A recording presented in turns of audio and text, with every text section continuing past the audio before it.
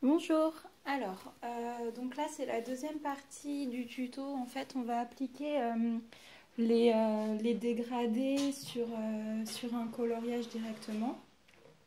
Donc en fait c'était à la base pour vous parler des effets de lumière. Donc dans le tuto précédent c'était pour vous entraîner sur les dégradés. Maintenant on va l'appliquer directement ici. J'ai utilisé ce coloriage parce que c'est sur ce coloriage qu'on m'a posé des questions.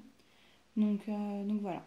Alors, déjà, il faut vous demander sur d'où vient la lumière. Donc en fait, ça vous le décidez parce que là, il n'y a pas de source de lumière visible. Donc en fait, vous choisissez là où ça vous arrange le mieux. Donc en général, pour ça, moi je pars du personnage central. Alors ça peut être un personnage, une fleur ou ce que vous voulez. Là, par exemple, je trouve que ce serait joli si la lumière arrivait ici. Voilà, donc dans ce cas-là, ça voudrait dire que la lumière, elle arrive par là. Tac. Donc, on va dessiner toutes les lumières dans ce sens-là, donc vers le haut à gauche. Donc, si on sait ça déjà, ça veut dire que sur nos boules, on peut placer déjà nos lumières. Donc, je vais utiliser mes Prismacolor. Alors, pour les ronds comme ça, je vais utiliser ces trois couleurs-là. Donc, sauge pâle, vert pâle et vert perroquet. Donc, je commence déjà par appliquer ma couleur la plus pâle. Je fais mon rond. Donc là, j'avais déjà commencé ici, ici et ici. Parce que j'avais fait une vidéo précédente qui avait pas... En fait, j'avais pas assez d'espace sur mon téléphone. Donc, voilà. Là, je sais même pas si vous voyez parce que je pars vraiment très très légèrement. Donc là, on peut pas la mettre. Là non plus. Là, on peut la mettre ici. Donc, j'essaye quand même de rester logique. C'est-à-dire que si la lumière vient par là, je fais mes zones lumineuses en fait à chaque fois au même endroit sur mes boules en fait, parce que c'est répétitif. Voilà, donc je prends mon crayon plus clair et je sais pas si vous voyez, mais en fait je fais des ronds pour suivre la forme de la surface à colorier. Voilà, bon, je vais peut-être pas tout faire pendant la vidéo, c'est vraiment pour vous montrer qu'il faut que ce soit régulier quoi. Voilà, donc là, je place déjà mes lumières. Comme ça, là, je sais que ma zone de lumière, elle sera ici. Ensuite, je prends ma couleur la plus foncée. En fait, c'est comme sur un dégradé en rectangle, hein, comme tout à l'heure. Et donc, je vais partir à l'opposé. Là, c'est là où ce sera le plus foncé. Là où je mets mon trait, là. Hop, et je remonte. Alors, c'est un petit peu plus délicat sur les formes rondes. Voilà, c'est un petit peu moins facile, mais bon, c'est pas non plus d'une difficulté extrême. Donc pareil, n'appuyez pas trop. Allez-y vraiment très très légèrement. On viendra par la suite repasser d'autres couches, comme tout à l'heure en fait. Voilà, là je vais pas y aller parce qu'il y a la lumière qui tape ici. Je vais laisser ma couleur intermédiaire. Voilà, hop. Je vais faire pareil ici. Donc là, il y aura mon ombre, enfin ma zone un petit peu plus foncée, et je remonte. Donc sans appuyer, je remonte légèrement. Voilà, alors quand il y a un objet qui passe, vous imaginez que la forme continue en fait pour savoir où vous en êtes dans votre couleur.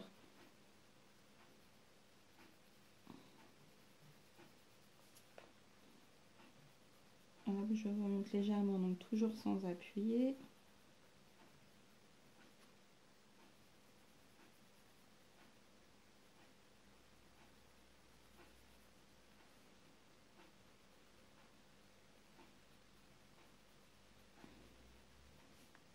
Voilà, bon, là on n'est pas trop mal. Ensuite, je prends mon vert pâle, ma couleur intermédiaire, et je vais remonter cette couleur-là sur la zone de lumière. Donc,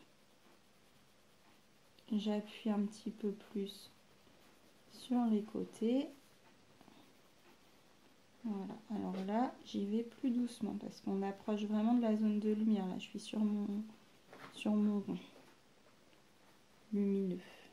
Alors, hop. Voilà, j'évite d'appuyer trop. Vraiment, j'effleure à peine le papier hein, à cette étape-là.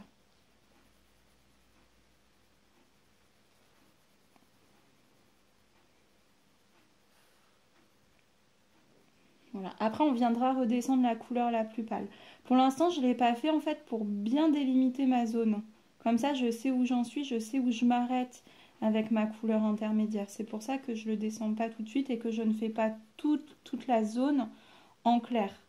Après, vous pouvez hein, si vous avez envie, mais moi, ça m'aide en fait.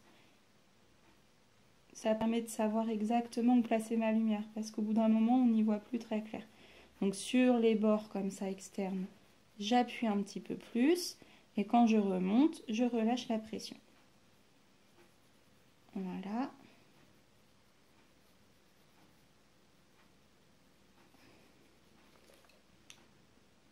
Et je viens remettre ma couleur un petit peu plus foncée ici.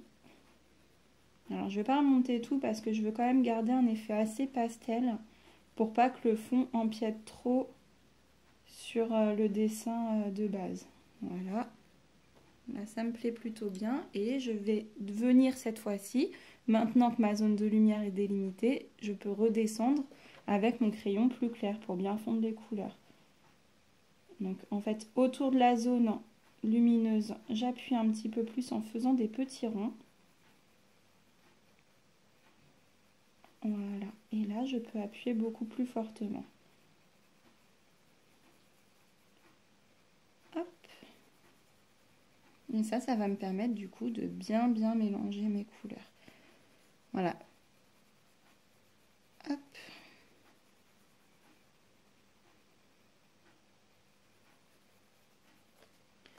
Voilà, j'aime bien comme ça me fait un joli dégradé. On voit quand même une forme sphérique apparaître, ça ressemble même presque à une bulle. Et cette fois, je laisse vraiment là le très clair, presque blanc. Je vais laisser comme ça. Bon, je vais vous montrer rapidement sur une deuxième sans parler, puisque je vous ai déjà expliqué. C'est vraiment pour vous montrer que c'est la régularité en fait dans le positionnement de vos lumières qui va faire que c'est joli. Enfin, pas joli parce que tout peut être joli, mais plutôt que c'est cohérent.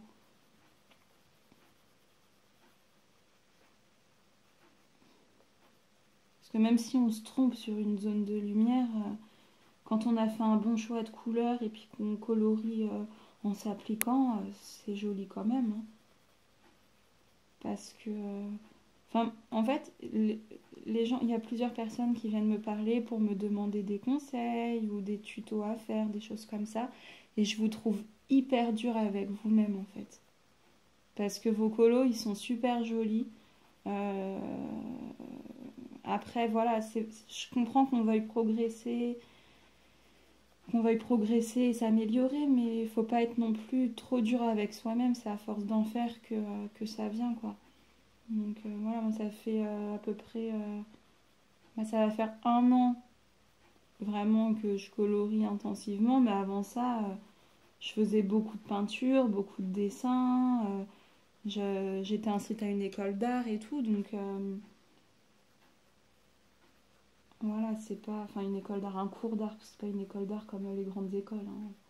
Je suis pas pro, donc voilà, mais je faisais des cours d'art et tout, donc c'est sûr que ça m'aide aussi pour les mises en couleur.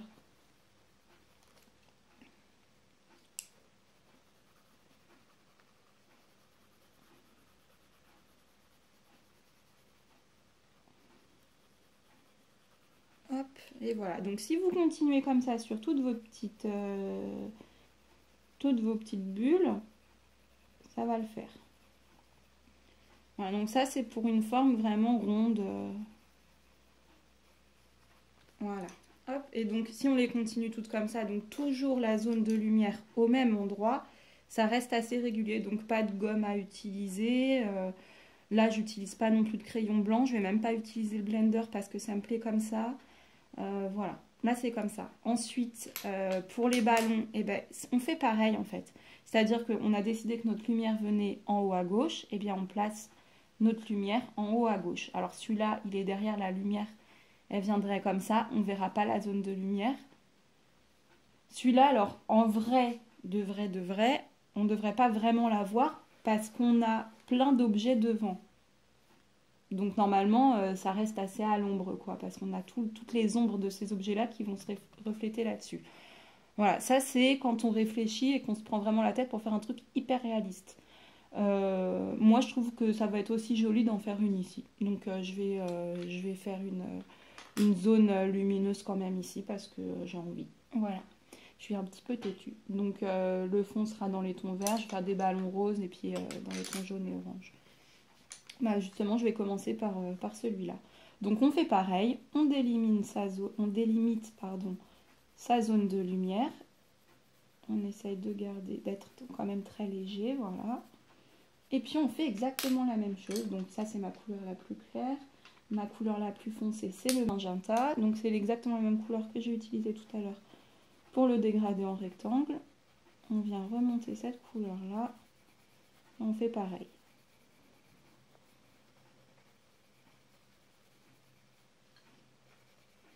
Voilà, sauf que c'est une forme ovale, hein, c'est tout. Mais c'est exactement la même chose. Donc je reste léger. Hop, je vais mettre ma couleur intermédiaire, mon rouge, oh non, rouge quadrichromie. Ah, donc ceux qui ont vu la vidéo tout à l'heure, ils savent pourquoi je rigole. Hein. Donc j'appuie plus ici et je remonte sans appuyer. Voilà.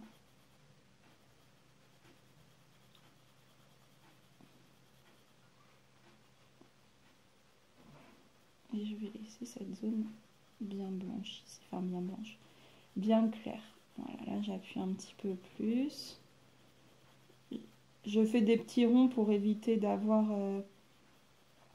des lignes trop...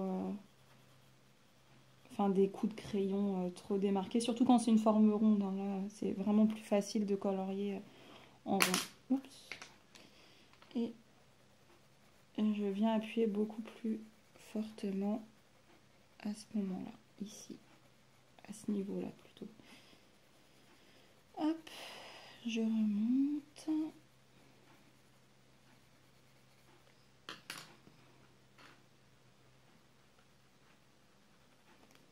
Hop, puis là je fais pareil, la lumière elle est un peu par là. Donc, voilà.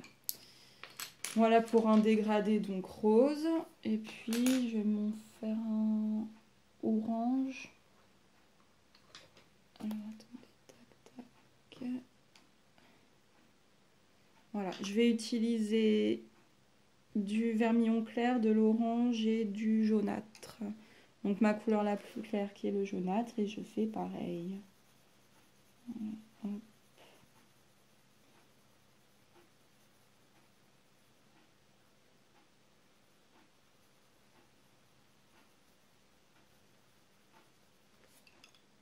Couleur plus foncée, vermillon clair.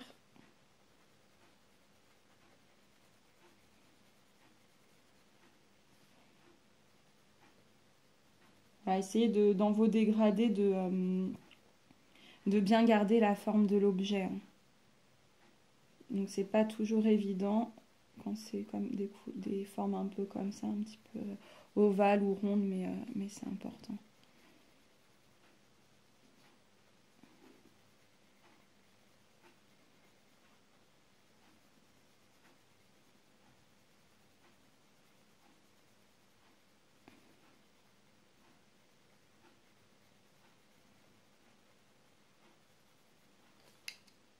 Couleur intermédiaire orange. J'appuie ici, j'appuie là et je remonte sans trop appuyer.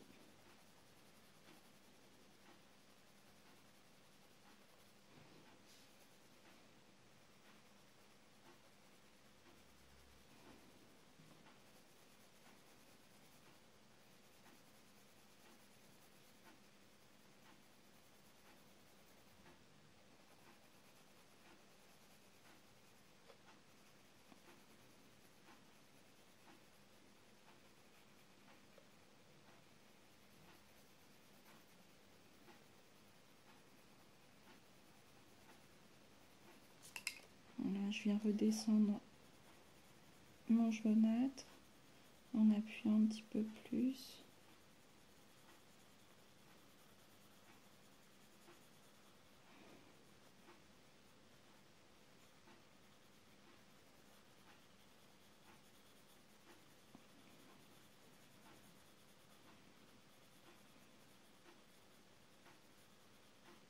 Voilà, donc en fait, ce qu'il y a en fait, c'est qu'il faut être régulier dans son positionnement de lumière.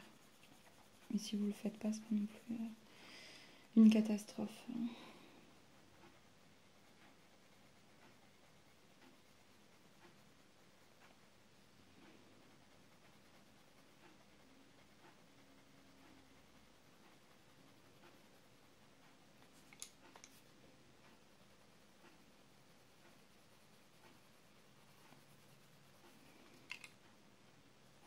Voilà, là par contre, je trouve un petit peu trop clair ici. Je vais repasser légèrement.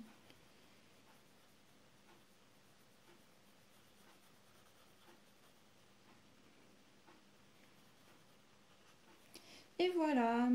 Donc, bah voilà, j'espère quand même que ça vous aura été utile.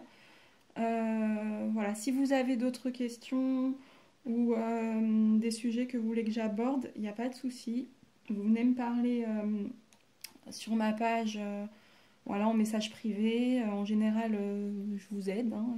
J'ai jamais dit refuser de faire un tuto ou quoi que ce soit. Là, ça tombait bien, on m'a parlé le week-end. J'ai un petit peu plus de temps le week-end. Voilà. Bon, bah, bonne journée, bonne soirée si vous me regardez le soir. Et voilà. Au